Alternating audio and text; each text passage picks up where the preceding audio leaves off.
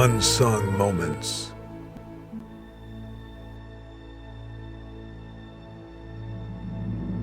His skin was like a white cherry. You know, that smooth, strange cherry pink, but with blotches of red induced by the liberal amounts of beer he doubtless imbibed.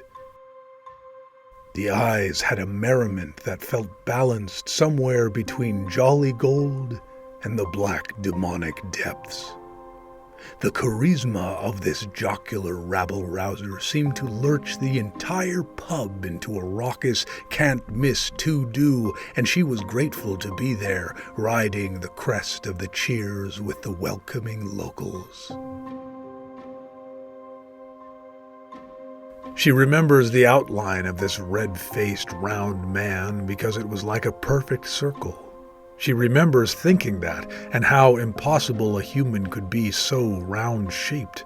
But now, alas, the disparity between that night of pre-wedding rehearsal day hijinks and this pathetic moment of her life, the difference was that of night versus day.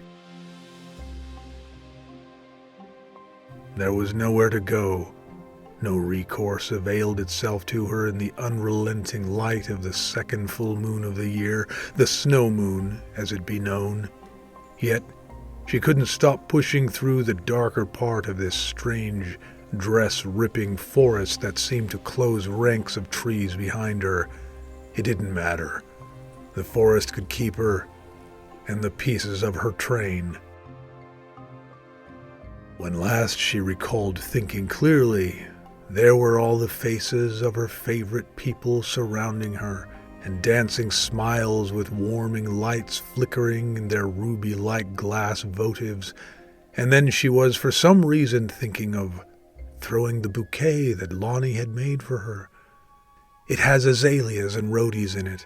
She hadn't seen it, hadn't gotten that far, to the end, throwing the bouquet. She just knew, because Lonnie, sweet Lonnie, had squeezed her hand when they were little and said she was going to make such a bouquet for her on her day of days.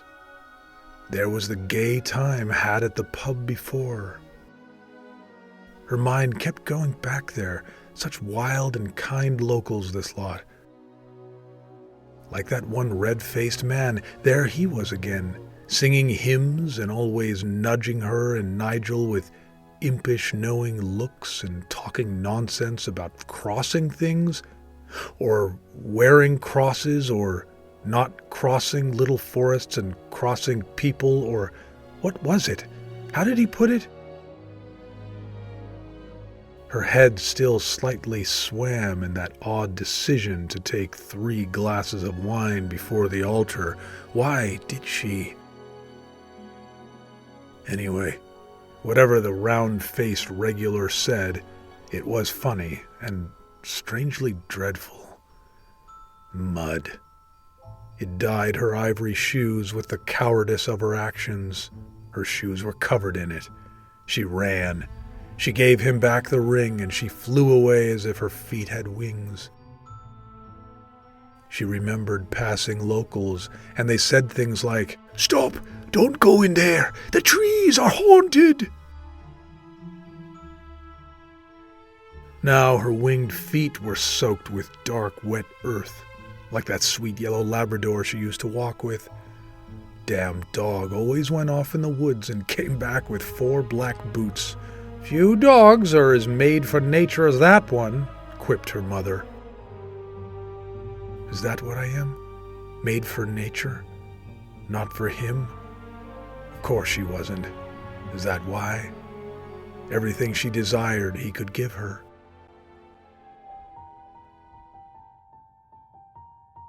As her hands cradle her face, as the tears come streaming for a dream that at last reveals itself to be broken forever, Bryn takes no notice of the uncomfortable old tree root on which she sits.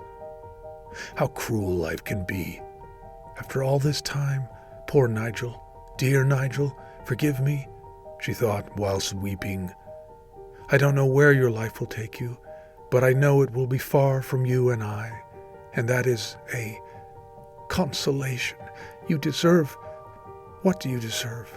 She sighs hopelessly. Maybe a mermaid or something.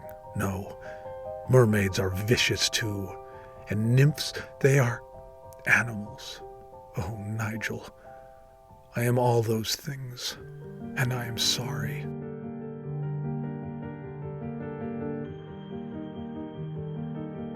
It was one of those unique evenings whence the full moon is far away and gingerly radiant.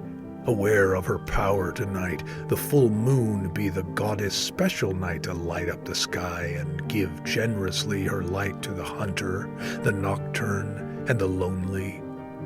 But here she kept her distance, dancing her light upon the forest's bare winter branches and only slightly touching the tips of Bryn's hair. It was as though she wanted to simply be present here, but not to take the attention. It was as though the moon, ever-watchful goddess to the lonesome, had said, "Just a sensitive glow for you, my dear." Yes, it was one of those unique evenings wherein the narcissus spoons out its fragrance to give the night the allure that it works upon us all. Yes, 'twas one of those evenings where, if you were to stop what you were doing and step outside, you would feel like something altogether odd is about to happen.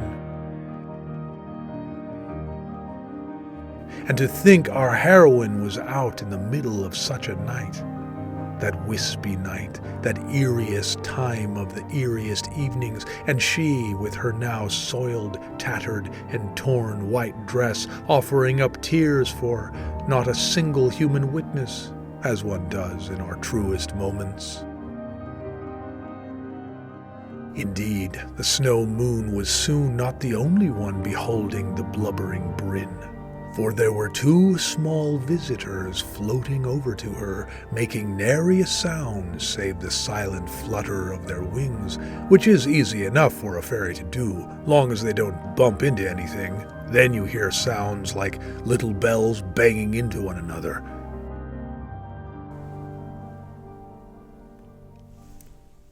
But yes, I did mention fairies just now. Clumsy of me to do it that way. Embarrassing, I didn't handle it better.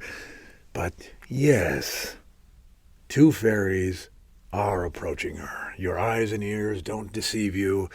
But now, let us turn our attention away from the plight of Bryn and over to discuss their strange ilk. For context. Yes?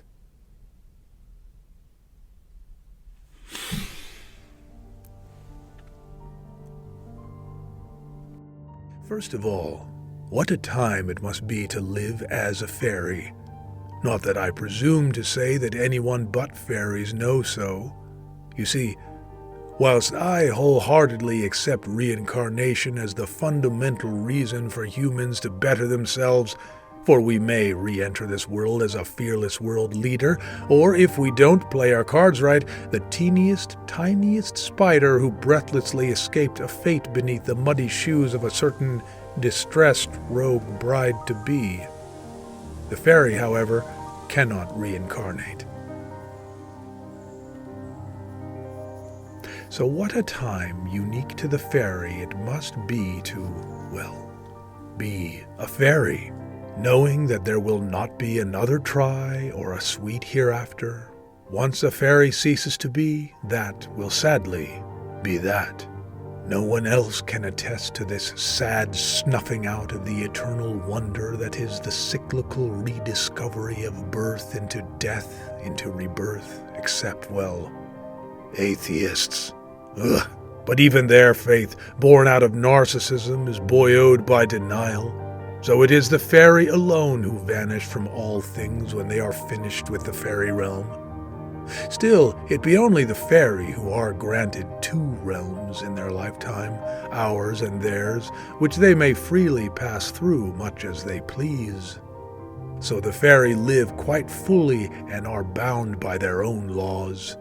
Mischief, after all, has a different meaning when you do not answer to the Almighty or the specter of some karmic law that will have sway over whatever form that is chosen for us in the next life.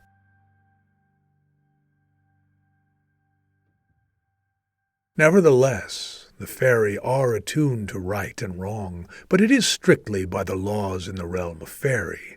They are well and just laws, if only from the views of its storied Fae inhabitants. But how we perceive them, that is another thing entirely.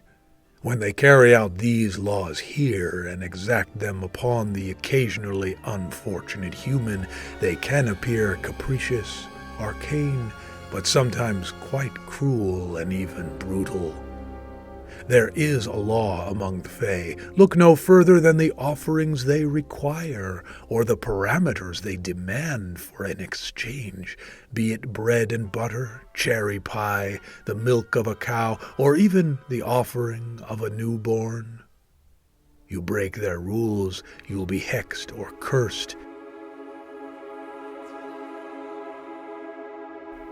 Puts me in mind of a man crossed a ferry, and from that day on, why, his left heel found an upturned nail every fortnight for 14 years. Or of Rosalind in the next town. She looked at a fairy the wrong way, and after that, she fell in love only with the dumbest, most slovenly creatures ever wore a beard.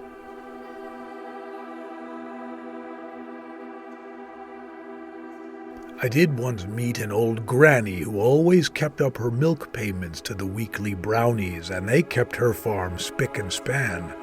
The point is, you never know what you are getting into with these creatures. Best to avoid them entirely. So you can imagine how worried this narrator was to see there were two Faerie who approached our distraught, weeping, wayward one.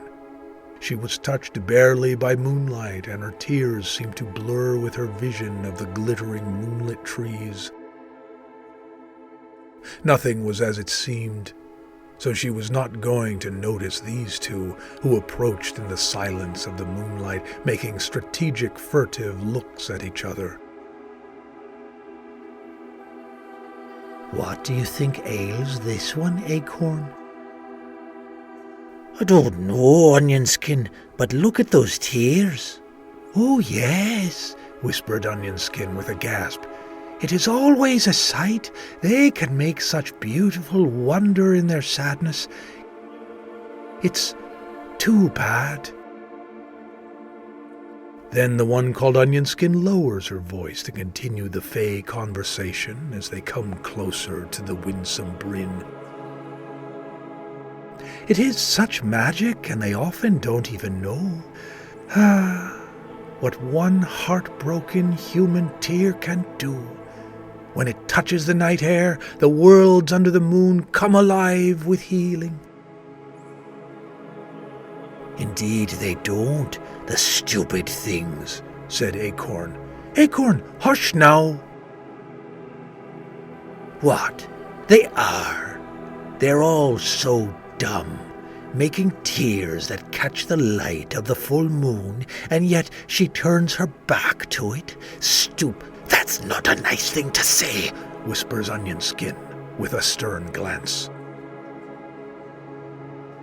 Acorn, a fairy with known temper, begins to fume. "For them all to not know what tears mean in the fairy world, and to be the actual makers of them, tut! Oh, they make me so mad, just the sight of them, selfish things." "Can't you see her heart? It is broken in two," returned Onion Skin, nearing a kind of exasperation. "That is the most sacred place to be. What care we if she is not offering up tears to the great huntress?" "She prefers to be in darkness rather than the glory of the moon. Therefore, tell me what word you'd say suits 'em," said Acorn, half defiant, half curious. Naive? Oblivious? Ignorant? Countered Onion Skin. And let us not forget, heartbroken.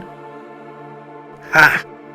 You are too nice, said Acorn, and she added, I'm going to give the wasteful thing what she deserves, a hex, and that'll teach her to be so stupid, stupid, stupid, she said.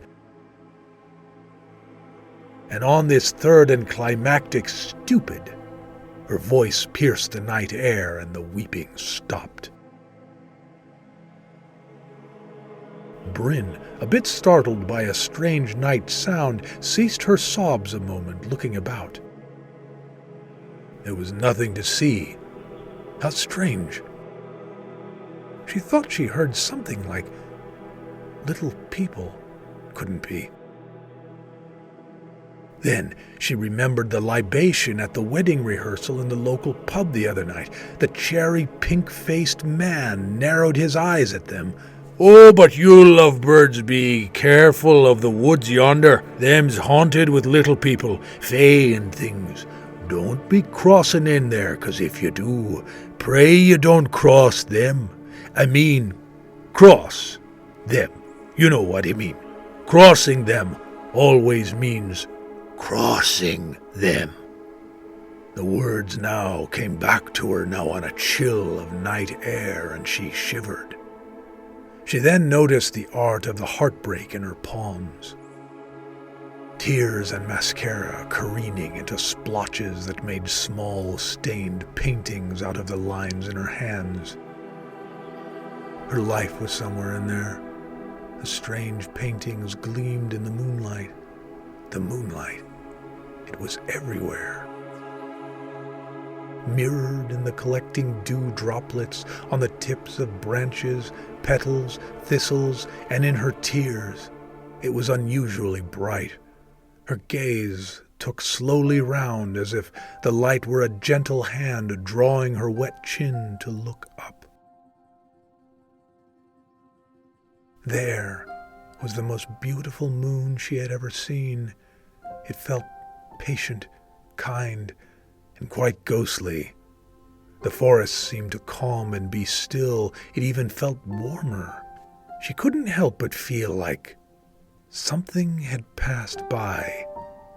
She knew not what it was, but she felt like she should be glad to be out of the place sooner rather than later.